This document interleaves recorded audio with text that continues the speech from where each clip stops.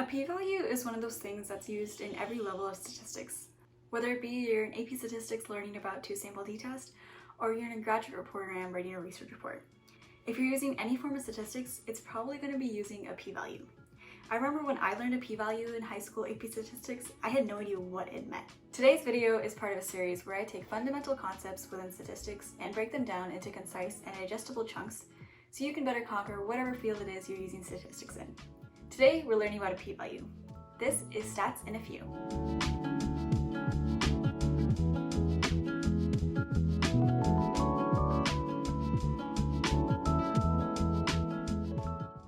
So the official definition of a p-value is going to be the likelihood of accepting the null hypothesis if it were true. So in order to get a p-value, you need a hypothesis test. This could be from a one-sample t-test, a two-sample t-test, a test for independence, goodness of fit, an F-test, a ANOVA distribution, so many different types of hypothesis tests you can do. Today we're going to keep it simple and we're going to do a two-sample t-test. Throughout this quarantine, my sister and I have been eating a lot of ramen. So I'm going to do a hypothesis test to see who eats the more amount of ramen. So first I need a null hypothesis and I need an alternative hypothesis. So your null hypothesis is going to be noted as capital H and subscript O. And this can be known as H naught, H null, the null hypothesis, HO. Just know that your null hypothesis looks like this. Now your null hypothesis is going to be the base claim, the neutral statement, where you expect nothing to change. So in this case, I could say the average amount of ramen my sister eats is equivalent to the average amount of ramen that I eat. And I'm using the symbol mu here, which notes as a population average, but you can use whatever population parameter you're working with. It could be proportion, it could be expected count, whatever other values there are. And then for alternative hypothesis, this is where the interesting stuff comes in. So your alternative hypothesis is going to be the statement that you're testing, the claim that you're making for the test itself. So in this case, I suspect that my sister probably eats more ramen than I do. But let's say I don't officially know, though I really do know she does eat more ramen than me. But let's assume that I don't know. So my alternative hypothesis could look something like this, where my sister's amount of ramen is greater than my amount of ramen. It could also look like this, where my amount of ramen is greater than my sister's amount of ramen. Or you can use a slash and an equal sign. This basically means the amount of ramen my sister eats and the amount of ramen that I eat are significantly different. Not necessarily saying that one is bigger than the other, but that we're just different. You can use any variation of hypothesis here, but this is just an example. So once we have our hypothesis, we need to take our data and we need to get a test statistic. And you can get this test statistic by hand or you can get it from a computer software. So once you have your test statistic, you can calculate the p-value. Again, you can do this by hand or through a table or a computer software. So now if you have your distribution, whatever distribution you're using, in this case I would use a t distribution because I'm using a two-sample t-test. You can use a z distribution, a chi-square distribution, an f distribution. And then you just mark where your test statistic is. So because I'm doing a right-tailed test statistic, I would go on the right side of the distribution and mark my test statistic. And then I would color in the area under the curve to the right of that test statistic. So that area is going to be the p-value that was calculated for us, but this is more like a visual representation. Now going back to our initial definition, because the p-value tells you the probability of accepting the null hypothesis if it were true. And in general, we always want to reject our null hypothesis because our alternative hypothesis is what we care about. So in order to reject the null hypothesis, we need a p-value that's super small. Because with a p-value that's super small, that's less evidence for the null hypothesis. Hi, this is Editing Rachel. Just wanted to clarify one thing. So you have your test statistic and then you have your p-value. So the greater your test statistic, say in this case it's a right-tailed test, so the bigger your test statistic is, the smaller your p-value is because the area under the curve becomes smaller.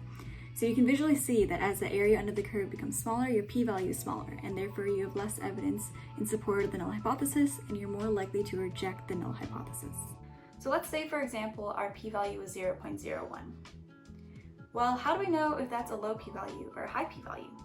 We would need a significance level. So your significance level is going to be the cutoff point.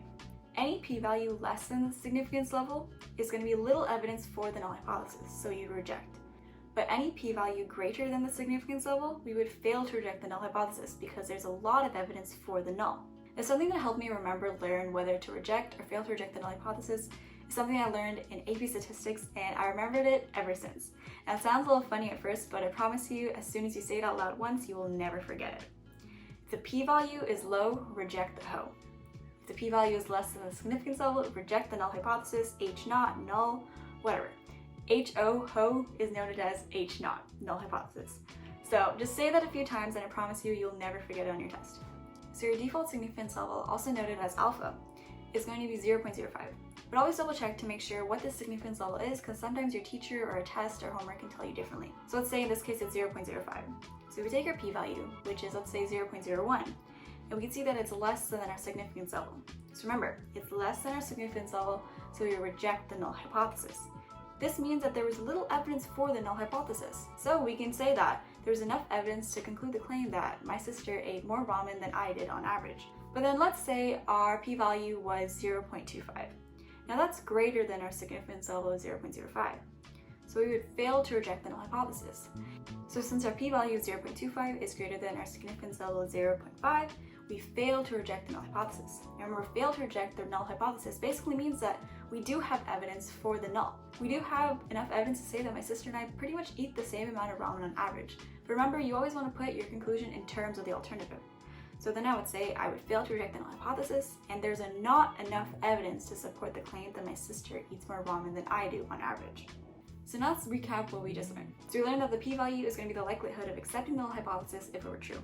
If the p-value is less than the significance level, we reject the null hypothesis and we say that there's enough evidence for the alternative. But if your p-value is greater than your significance level, then we fail to reject the null hypothesis and there's not enough evidence for the alternative. So that's it for today. I hope you guys enjoyed this video and maybe understood more about what a p-value is. If you have any other suggestions for other videos you want to see, be sure to comment them down below. Don't forget to give this video a like and subscribe, and I'll see you in the next video. Bye!